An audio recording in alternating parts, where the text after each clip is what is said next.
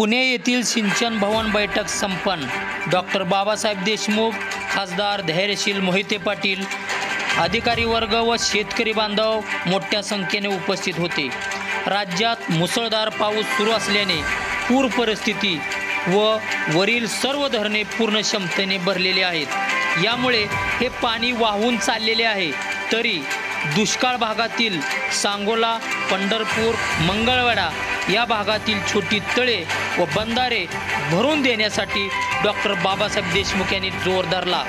या मागणीला यश आले। 2 दिवसात मान नदीत पाणी सोडण्यात येणार आहे।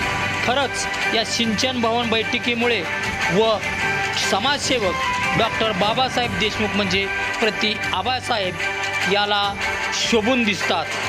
सकाळी 9 वाजल्यापासून रात्री 12 वाजेपर्यंत पायाला भिंगरी बांधून शेतकऱ्याच्या बांधापर्यंत पोहोचतात, त्यांच्या समस्या जाणून घेतात। खरा सच्चा समाजसेवक म्हणजे डॉक्टर बाबासाहेब देशमुख होय। खरंच मिशन 2024 फार दूर नाही।